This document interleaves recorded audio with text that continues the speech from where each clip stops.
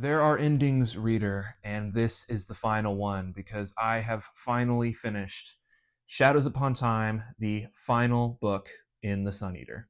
So, truth be told, I actually finished Shadows Upon Time over a week ago, but I've been processing and sitting on my feelings and really thinking about what I read and rereading some things and talking with people online and watching videos.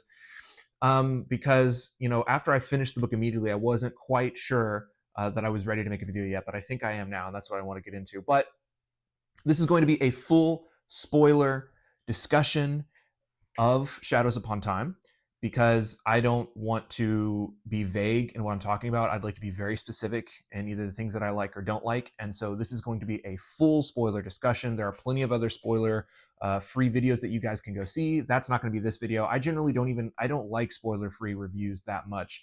So look, this is the 7th book in a series. Nobody's watching this particular video for this book in this series to see if they're going to start the series. If you're watching a review for Shadows Upon Time, you have either already read the previous 6 books or you have already read all 7 and you just want to know what I think about it anyway. So we're going to go full spoiler discussion on this and we're going to talk about Shadows Upon Time. But first up, Shadows Upon Time, did I like it? Yes, I liked it a lot. I think this book is really, really good. And I think the ending is really, really good. But I didn't think that the first time I read it. I was a little conflicted on my first go through at that ending, those final chapters. And that's another reason I wanted to wait and process this a little bit. But we'll talk about that later. I'd like to go through each section of the book and just kind of give some general thoughts and what I was thinking as I read them and what it makes me feel about the series as a whole. And first of all, I just want to apologize because I said I was going to do a video on Disquiet Gods and then I didn't. Sorry about that. The reason I didn't is because I kind of covered a lot of my thoughts on Disquiet Gods when I did Ashes of Man and Kingdoms of Death. And so kind of those are all wrapped up together. But you can kind of consider this video maybe like a joint discussion of just the final act of Sun Eater in general, Disquiet Gods and Shadows Upon Time. So the first thing that we're treated to in Shadows Upon Time is the Vorgosos battle section for the first 200 pages or so. Now, I've seen a lot of discussion about this particular section online because this is a very different section than what Christopher Rocchio has normally done with the series. This is a multi-POV section. It's also an extended flashback sequence. And so I've seen a lot of people say that this is a rough part of the book or too much of a different swing than what we're used to, and it kind of throws them off. And I actually really like this section. Now, I will say, when I first started the section of Vorgosos, the flashback sequence, I was also nervous because, normally most Sun Eater books start with a time jump, and this one does as well. Pretty short time jump, but still a time jump. And there's a lot of discussion about things that happened at the Battle of the Demiurge right after the Battle of Vorgosos. And it talks about stuff that happens with Lorien and things like that. And now me, a veteran of the series who's been through a lot of time jumps, I kind of just filled in a lot of gaps and thought, oh, okay, obviously they had to fight with the Demiurge after they escaped Vorgosos, and Lorien is upset about that because they kind of had to fight them a little bit. I kind of felt like I filled that in myself, and I was like, do we really need an extended flashback to just explain how they got away with the Demiurge? And so for the first little bit of these flashbacks, I was also like, oh man, are we gonna waste a lot of time explaining a detail of the story that doesn't need to be explained? But the thing about this section is it totally justifies his existence and is actually super important to the entire series and the rest of the book, because this extended flashback sequence isn't just about filling in a gap at the end of the last book. It's not just a little 200-page side quest telling you how they escaped with the Demiurge. This section is there because this section is really actually all about the reveal of about the chantry and the fact that the chantry has been using AI and demons this entire time, and they are a religion built on hypocrisy, and that they are a secret shadow government that is really in control of the entire Seielson Empire. And you really need this first 200-page section on the Demiurge to fully understand that, because every point of view that we see and every bit of discussion between Hadrian and Olorin is all about this. It's really all about the chantry. It's not really about the escape from Demiurge itself. And so this section is actually super important. I also really like this section because the different POVs that Hadrian does, I think it's just kind of it's just a fun thing to do. This is the 7th book in the series, and Rocchio, I think, wanted to have a little bit of fun and do stuff that he didn't really get to do before in the rest of the series. And I think that's cool. It also reminded me of sections of New Sun a little bit, where sometimes you would get sections of New Sun where different characters would tell a story and Severian would recount that as if, he's telling the story. It kind of reminded me a little bit of that, a little bit of those sections in New Sun vibes. And so I think, this is kind of Rakio's spin on it. But two, not only is it just a fun thing to do to see some other POVs, two, some of the POVs we get are like really strange and different and really unique, and it changes how you see some of the major characters, like the Urktani or the Seielson. We get a Seielson POV, which is really cool, and it really kind of helps you, change how you view some of these characters in your mind. But two, I just like the way it's structured. It's not just a big flashback. It's sprinkled up through present day discussions between Hadrian and Olorin. So I feel like the section is actually paced really well. You get like a big revelation in the flashback, and then it cuts to Hadrian and Olorin, and they're like arguing about it, and that's really cool. I like that. And then we'll cut back to another person's POV, and you see each different person's part in this battle. So I really like that stuff. But thirdly, this is a good section because this is the final book, and we're going into a final battle. And we know that Hadrian is going to make it through this final battle, and we know that Cassandra is going to make it through this final battle, but we don't know about anybody else. So I think this section with all these different POVs is good because it gets you attached to them in a way that maybe you weren't before. Now, look, a lot of people like to complain in the Sun Eater that a lot of the side characters are not well developed or fleshed out enough. Personally, I completely disagree with this. I love all the side characters in the Sun Eater, and I think there's a lot more depth there than people are giving them credit for. And I also think the fact that you only get to see them from the point of view of one character actually does give them even more depth. But that's a discussion for another time.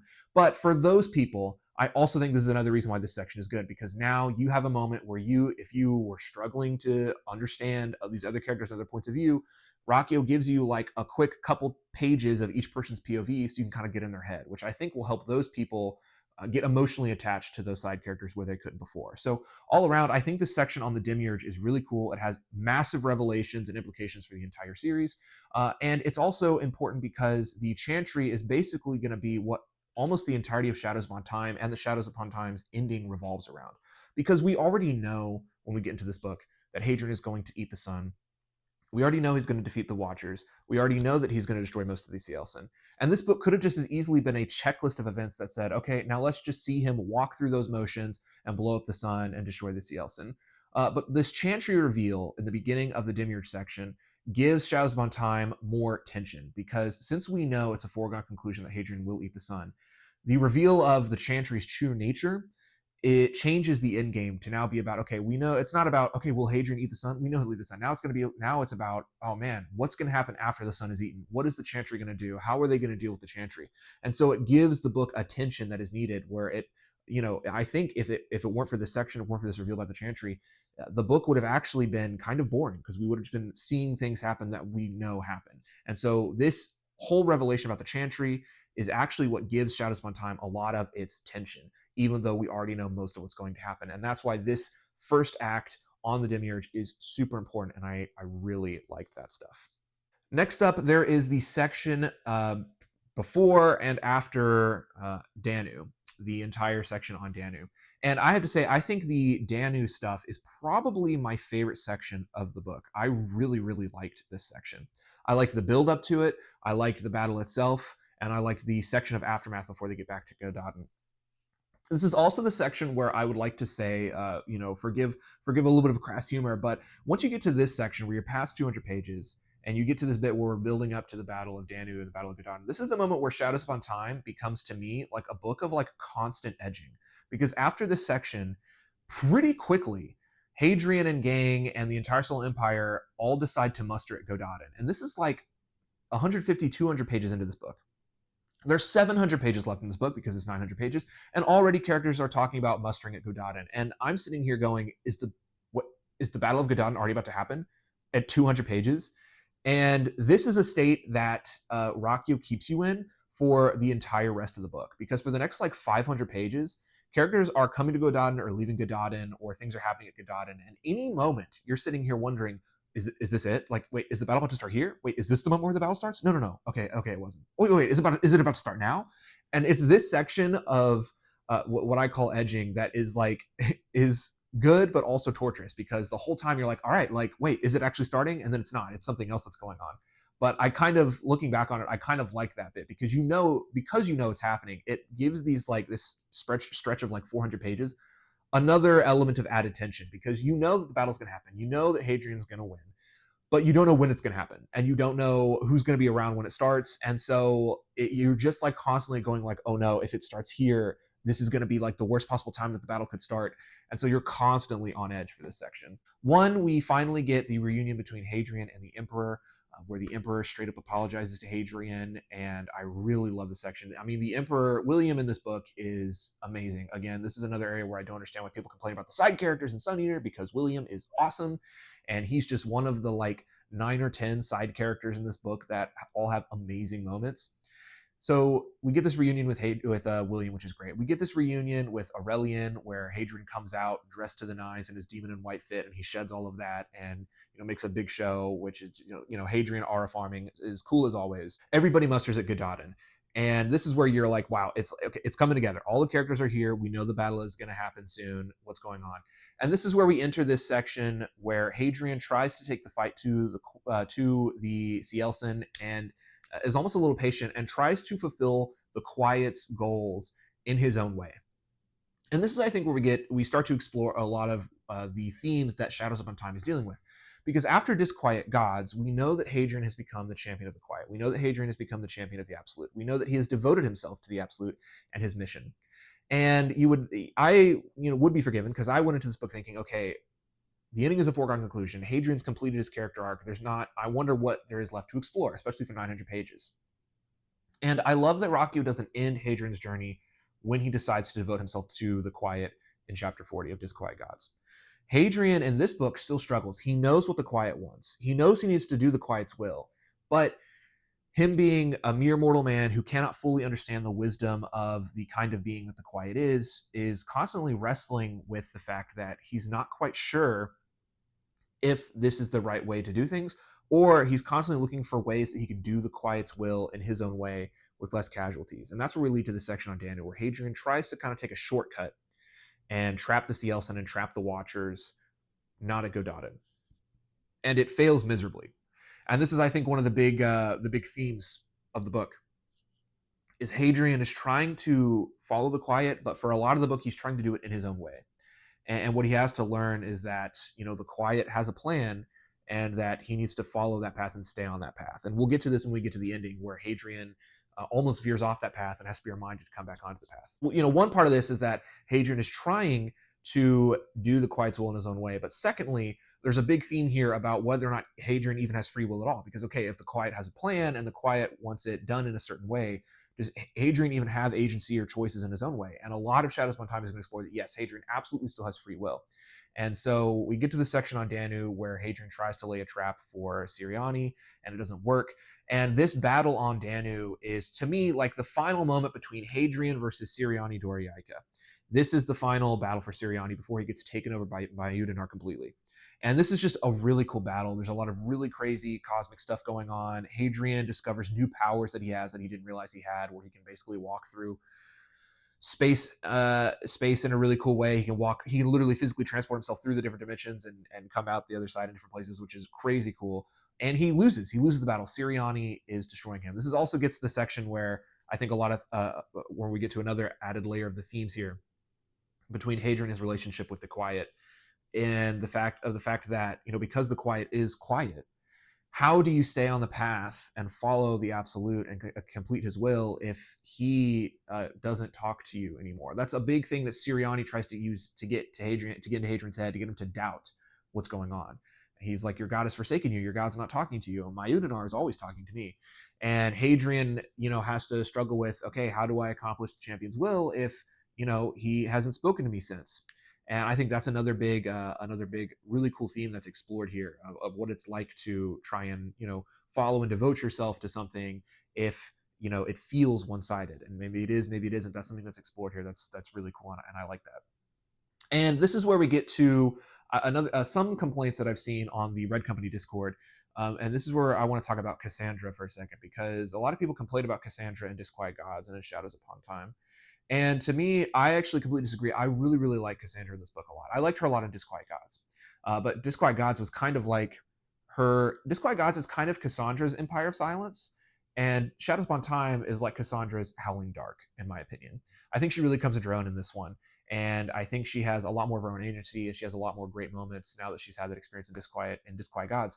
And this moment where Hadrian has been beat by Siriani, but Cassandra steps in, and Hadrian and Cassandra fight Siriani and the Watchers together was such a cathartic and amazing moment for me. I loved that moment where she rescues him and they fight together, and they kind of defeat Siriani almost a little bit, and they escape and they do this rescue operation.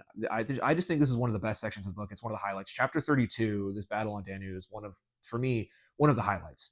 Because it highlights Cassandra, it highlights a lot of these major themes between the Watchers and the Quiet, between Hadrian and Siriani, and I like all that stuff. There's a lot of this aftermath where Cassandra almost dies because she gets taken over by Ushara, which is again just really sad and horrifying. And we get a lot of this aftermath stuff. And this is where we get to a section before the stuff on Danu is calmed down, where there's a lot of aftermath, where Hadrian is talking with Selene and Cassandra and Edouard about all the things that they know about the Watchers and the Quiet. And Cassandra, comes back and she sees Valka, and Selene sees a good Watcher, I think, and just a lot of really cool stuff in here that I really like. And then you get to the stuff with the Seielson cohort, which I think is really a really interesting stretch of the book, because a lot of videos I've seen online that discuss Sun Eater, when they get to Kingdoms of Death or Ashes of Man, a lot of people I notice have said things like, oh, well, of course Hadrian is justified in destroying the Seielson. They're all evil. Look at Kingdoms of Death and Ashes of Man. And what I love about Disquiet Gods and Shadows Upon Time is this notion is disproved, because the Seielson are not all evil, obviously not, right? And it's just because of the negative influence that the Watchers had on the Seielson that turned them into this, barbarous species and culture. But even then, not all Seielson are evil. And so you have this tiny little cohort of Seielson that have defected to Hadrian, and there's so much potential in this cohort. Hadrian can see little glimmers of hope of his child's dream of peace between the Seielson and mankind. And what we learn is that were the Watchers not involved, the Seielson would not be what they turn out to be. And if they can escape from the influence of the Watchers, they can be good. You see this in the Seielson's child, Darathama. There's this really cool chapter where Hadrian walks in on all the children, the human children, playing with Darathama. And you see what a Seielson would look like away from the influence of the Watchers. And it's just, like a normal alien person. And I think this is almost, and maybe I'm wrong, but I think maybe this is almost a little bit of a response to some of the complaints that people have about the orcs in Lord of the Rings, Tolkien, because the orcs are they're like the pure physical manifestation of evil. And a lot of people don't like that nowadays. And I think this is like a way to kind of address that in Rakio's own villain species, and to see that there is redemption possible for the Seielson, and that they were victims in a certain way, thousands of years ago when the Watchers latched onto them, and that's why they've turned out this way. But I bring that up because a lot of people seemingly think that Disquiet Gods and Shadows Upon Time are about Hadrian exacting revenge on the Seielson for what happened in Kingdoms of Death. And Disquiet Gods, I mentioned this in my Kingdoms of Death and Ashes of Man video, but Disquiet Gods completely disproves this notion. It is not about destroying the Seielson for Hadrian to get revenge. It is about destroying the Watchers because they have ruined the Seielson, and because they are a threat to mankind, and because the Watchers have turned most of the Seielson evil. It is about Hadrian is doing the sun eating, not because of revenge against the Seielson. He's doing the sun eating out of a sense of devotion and love for the Quiet, out of a sense of love for his daughter. He's doing it to protect Cassandra, and he's doing it to basically balance the scales between good and evil again in the universe. Because if the Seielson and the Watchers are not destroyed, then evil will win and the universe will be destroyed. It is not about revenge at all. That's kind of what gets me, is there is this weird narrative that Hadrian is exacting justified revenge on the Seielson. And by the end of Shadows Upon Time, I think Hadrian mostly pities the Seielson for the influence that the Watchers have wrought on them over the centuries. And he regrets that they could have been so much more than they are now because of the Watchers. And so again, we get to the sun eating portion here, and this story is not about revenge. This story is about love. The love that Hadrian has for mankind, the love that Hadrian has for the Quiet, the love that Hadrian has for his daughter, the love that he has just for the good in the universe. And that's why he is eating the sun, not to destroy the Seielson of revenge, but to destroy the Watchers for ruining the good in the universe. Anyway, all right. off my soapbox because we're not there yet. We're past this section, and now we enter the last two sections of the book: the politicking on Gdadan, and then the final battle of Gdadan. The politicking section on Gdadan, I probably have the least to say. It's good. I think it's mostly build up for the ending of the book, so it doesn't really pay off until you get to that section.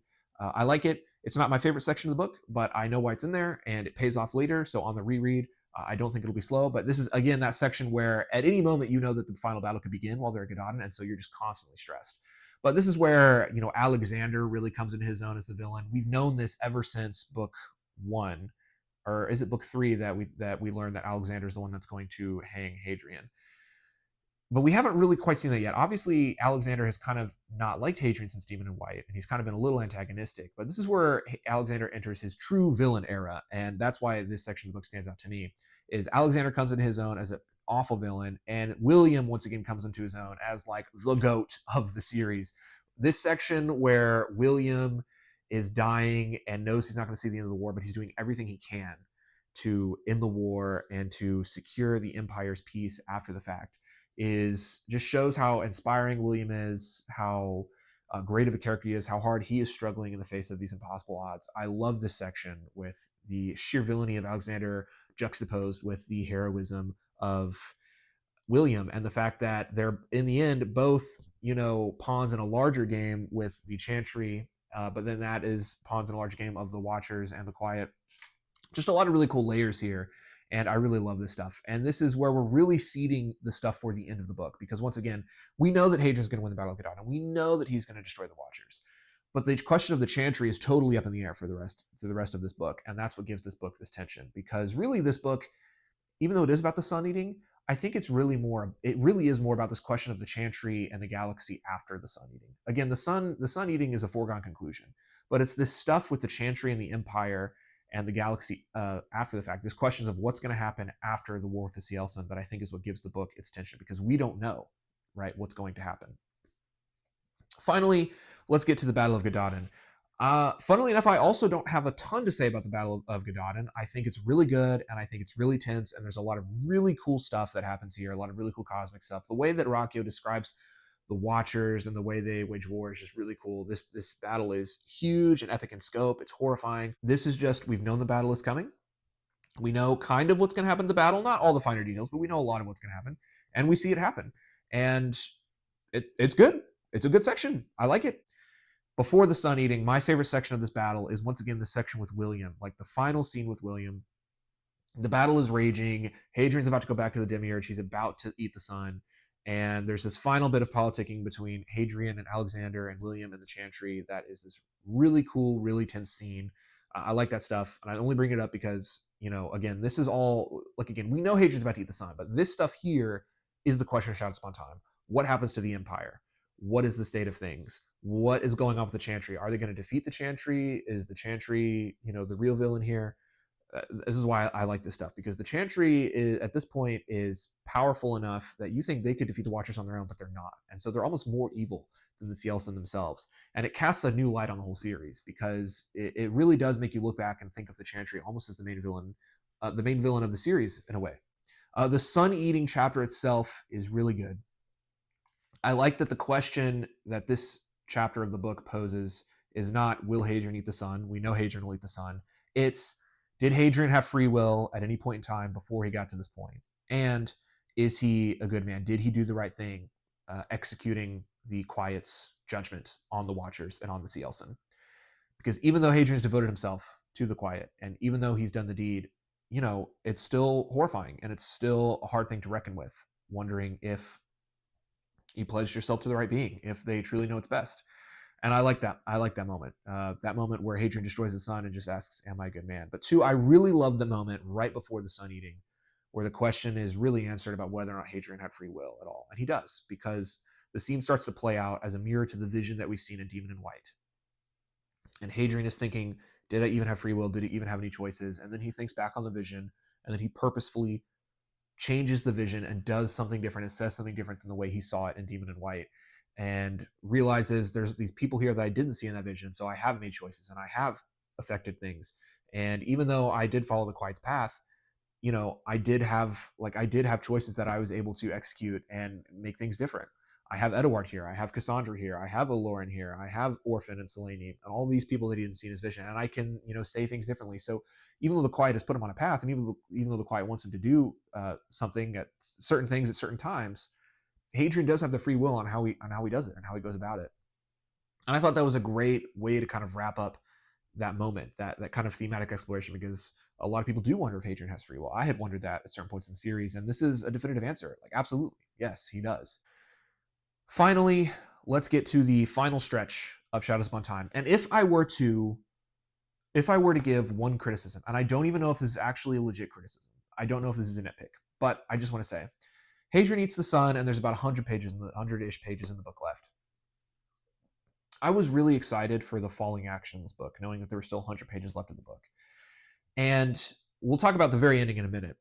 But I wish, even though the book was so long, I wish there was a little bit more falling action in it anyway, because we know that the plans that Hadrian is making to be emperor of the Solon Empire do not work. We know it's not going to happen. There's about, and I'll have to go check, but it felt like there was a long stretch of this falling action, like 50 pages or something like that, dedicated to Hadrian and company planning what he's going to do when he's emperor. And like, I understand why it's there. I understand that in the moment, Hadrian doesn't understand it's not going to work. But to me, it felt like we are wasting time when I want to be wrapping up Hadrian's relationship with all these characters and his story. And instead, we are spending a lot of time debating and planning something that I know is not going to work. And normally, when a section like this happens in the series, it's really interesting. Like, for instance, in books 1 and 2 of the series, we know Hadrian's plans for peace aren't going to work out. But there's tension there because we don't know what changes or what's going to happen, but also because there's more after that fact that plan changes. Here, this is the ending of the series. This is the ending of Hadrian's story, and I want to just sit in the ending and end his relationships, and we spend about 40-ish, 50-ish pages planning something that I know is not going to happen. And so this section of the falling action, I think it'll be better on a reread, let me be clear. But this section for me on the first read was the only part of the book that annoyed me a little bit, because I was sitting here going, but he's not going to be emperor, so why are we spending so much page time on this? And I almost wish that while Hadrian does do it a little bit at the end, I wish he would have been like, yeah, and we planned a lot about what I was going to do with the emperor, but you and I know it's not going to happen, so there's no need to spend 50 pages on this. I wanted longer time spent on Hadrian's ending with Lorien specifically, and these are in this section, but they're just not as long and as meditated on as I want. I wanted more of him saying goodbye to Lorien. I wanted more of him saying goodbye to Oloran. I wanted more of him and Edward, ending their relationship. I wanted more of Hadrian and Orphan. And instead, what I got a lot was a lot of, how are we going to take over the emperor? How are we going to take over the earth? How is Hadrian going to, declare his succession? How is Hadrian going to declare his marriage to Selene? And all these things, I was sitting here going, but that's not going to happen. So like, we're spending a lot of time on planning for events that aren't going to occur. And right at the end of the series, like in the last 50 pages of the book, I didn't feel like was the time to do that. Maybe I'm wrong. I'm interested to see what other people say about this section, if anybody comments on this. Now, one thing I won't complain about is the final chapter between Hadrian and Cassandra, which might be my favorite chapter of the entire series. It is so emotional and so good. And I teared up reading that chapter. I thought the fact that, that is a chapter specifically written to Cassandra while also explaining their final scene together was really emotional and really moving. And I just genuinely really loved that chapter. I have no notes. As much as I'm complaining about that stretch of like 30, 40 pages, this chapter totally made up for it. Like, everything that I wanted for all the other characters, I got between Hadrian and Cassandra. And I was really, really moved by that chapter. And it might be my favorite chapter of the series. So finally, let's talk about the ending itself. If you've seen any interviews from Rocchio, or you've seen him talk about this, you know that Rocchio ended this book 3 chapters early. He had outlined 3 more chapters, and he ended it early at this moment of the book. This moment of the book, Rocchio decided to end it where Hadrian gets hung by Alexander. And that's where the book ends. Okay. First time reading that chapter, I do not want to say I was disappointed, because I was not disappointed. I was just caught off guard. Does that make sense? Like, my initial reaction wasn't, oh, I hated it. My initial reaction was, Oh, that's that. Oh, okay. I don't know where I got in my head with this. That I really thought. I think I got this idea from some kind of interview with Rocky himself, and maybe this is in these missing 3 chapters. I really thought that the account was going to end, and we were going to get something after the ending of the account. I don't know why I thought that, by the way. Like, there's no Rockio never said this anywhere. I think just because of the way he answered some questions, I thought Hadrian would end his account and we'd get something like after that, and we didn't, and that caught me off guard because I thought, I don't know why, I just thought that was going to happen. Okay, so that that didn't happen. The book ends just at the end of the account. There's nothing else. But secondly, and again, I don't want to say I'm disappointed in this. I don't think this should have been the ending. But man, I got to tell you, I was really excited to see Colchis again, and we didn't get to see Colchis again. I was really excited to read a chapter about Hadrian coming back to Colchis, now with all the memories and knowledge of what he's been through. I was just really excited for that. It's not like it had to happen that way, obviously, but I was just I like those moments in the series where Hadrian revisits a place or comes back to a place, but he's changed. It's very like that Lord of the Rings kind of ending, and that'd be cool too, because the series started with him wanting to be a scholiast, and it ending with him kind of being a scholiast in Colchis itself would be cool. And again, we know he's there, like we know that because he mentions it, so it still kind of happens that way. But like, I was just really excited to like read that chapter itself. So I wasn't disappointed. I didn't have these expectations for this grand ending, and it didn't happen, and so I'm mad. I was just caught off guard, even though I knew the book ended early. I really thought we were going to get to that point. All right, that being said, I've now spent days processing this, and I have reread those final chapters a couple times. And I do love this ending. I love how it leaves questions on the table. I love how instead of wrapping up all the loose ends, it leaves just a couple loose ends, because that means I'm going to continue to keep thinking about this series. I'm going to continue to keep thinking about what happens after the series. I feel like if we got all the way to Hadrian at Colchis again, I think the closure, it would have been too much closure. And I think I would have not had much to think about after the book if it ended that way. I'd be like, wow, he did it. He got to Colchis. He started his account. We've come full circle. Amazing. Curtain close. I don't need to think about this anymore.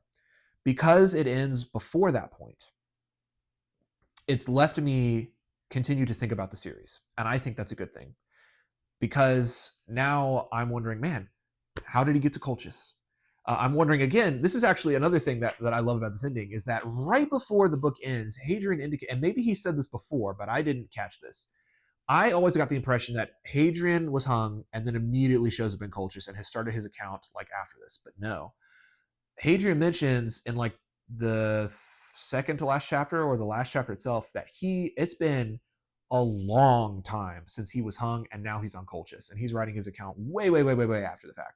I don't know if that was mentioned before, but that also changed how I viewed the series as well. That Hadrian didn't end Shadows of Time and then immediately start writing The Sun Eater. It's been a long, like hundreds and hundreds of years, I think. It's been a long time, because he mentions how he feels like he was a young man in Shadows Upon Time, and he's old now. So, I was always under the impression that Shadows Upon Time Hadrian is about the same age of the narrator Hadrian, and that's actually not true, which has changed how I viewed the series a little bit. Because narrator Hadrian views Shadows Hadrian as a young man, which is crazy, and that kind of changes things. What was I talking? Oh, but it's still these mysteries. We don't know how Hadrian got to Colchis. We don't really know what like he's going to do, or if he has a greater plan for being on Colchis. We don't know if Hadrian was lying about the fate of Selene, which is really interesting. A lot of fan theories about that online, which is really cool. There's a lot of really cool questions there. But we also know, and this is why I love the stuff with the chantry in this book, because the sun eating was a foregone conclusion. I love how this book sets up basically where you don't see what's going to happen, but you know what happens after the sun eater. And I've seen a lot of people, not a lot of people, I don't know why I said that. I've seen some people talk about on the Discord or in reviews about how the ending is abrupt and how we don't see the fall of the chantry. But I actually really love the ending here, because the fall of the Empire and the fall of the Chantry by the end of Shadows Upon Time is inevitable. With the loss of the genetic keys, The empire is basically already fallen. It's just going to take a long time for that to come to fruition. And what I love about this ending is that we know the empire will fall, and we know that Hadrian is going to eventually go back and take down the chantry once and for all. And we don't have to see that. We see him plant the seeds for that eventual revolution, if you will. And we know that that's going to be the next major conflict. And Hadrian sets all those pieces up, and he sets up Cassandra and Eduard to be able to go, and he sets up Pisander to go and, plant seeds against the chantry and plant seeds that will turn into, hopefully, I think, a revolution against the chantry. And we know that all that is going to come to pass eventually, now that Hadrian has finished his account. And I just really like that ending. Hadrian accomplished the Quiet's will. He ate the sun, he destroyed the Watchers, and now he has set everything up to begin the spark that will light the fire, that will take down the chantry. And the final thing that is going to ignite that spark is his account. And I love that. And Hadrian is writing this account to plant in culture so that people will find it and people will learn the hypocrisy of the chantry and that people will rise up. And after he ends, I think, he's going to go off and he's going to look for Cassandra again. And I hope, again, we don't know what's going to happen, but I would hope that he finds her again and that they're able to take down the chantry. But I don't know if that's what's going to happen. And I think that's why this ending is so good. I think having that open-endedness means I'm going to keep thinking about this and wondering, man, what does happen to the chantry? Do they, how do they take them down? Is Hadrian going to be the one to take them down? Or does Cassandra and Eduard eventually take them down? Or does a revolution grow? I love having these questions, but I love knowing definitively this is why Hadrian wrote the account. At the end of the day, he's explaining why he destroyed the sun, but he's also specifically writing something with a purpose to reveal and expose the chantry. And that account is going to have an effect on the people who find the account and read it, which I think is really cool. I really like that. But secondly, just one last final note on the ending that I love, because we don't know, there's a whole question after chapter 40 of Disquiet Gods. And I love how this is answered. The impression that I got from reading the early books is that Hadrian talks about his death on Tenba, but I got the impression that it was faked and that he was exiled by Alexander. And that's not what happens. Alexander straight up kills him. And there's this question since chapter 40 of Disquiet Gods of whether or not Hadrian will be resurrected by the Quiet, or if this is his last chance. And I think, Hadrian assumes that this is his last shot. This is the last time the Quiet will resurrect him. And to end on this note of Hadrian's death is really powerful, because so much of Shadows Upon Time is Siriani tormenting Hadrian or taunting Hadrian and telling him that the Quiet has abandoned him. The Quiet has set him on this path but will not talk to him. The Quiet wants him to do his will but does not love him or does not care about him. And Hadrian is questioning that, I think, through Shadows Upon Time as well. Why can't I hear the Quiet again? Why won't he talk to me again? Will he raise me from the dead again? Is he with me? I don't know. Am I still on the path? I don't know. And the final note that we leave off on this book is a definitive answer. The Quiet does talk to Hadrian. He gives him one last message, affirms Hadrian that he's on the path. And the fact that Hadrian does in fact die at the end of this book. But two things happen. One, we know he's been resurrected again because he's writing his account. And two, we know that the Quiet showed him mercy by killing him quickly instead of torturing him. And I think it ends on this really hopeful note that you may be wondering, is the Quiet a good being, a good being to follow? Does it really love Hadrian? What are its goals? Does it really care about Hadrian? Does it really care about us? Does it really care about humanity? And I think this final note that we see, that when the Quiet sends a message to Hadrian and shows him mercy and, brings him back to continue what he started with the downfall of the chantry, I think it's a really powerful note of hope. The Quiet is with Hadrian, has not abandoned him, will be with him, and that Hadrian, has more to do and that he's on the right path. And I think I think it's a hopeful note. It's not a hopeless note. After chapter 40 of Disquiet Gods, when I think there's almost an element of, in this book, a little bit of, maybe Hadrian's losing a little bit of that hope that he felt in chapter 40, where he knows the Quiet is good, but the Quiet's not talking to him anymore. And he's wondering, now that I've completed my goal, am I abandoned by the Quiet? And no, the Quiet has not abandoned Hadrian. The Quiet will be with him.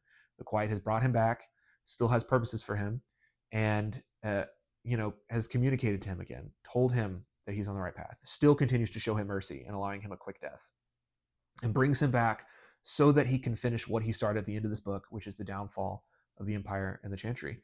And I think that is a really powerful note to leave on, because it answers the question. It ends what this series has been about, because the series wasn't really about the Sun Eating. It wasn't really about the war with the Seielson.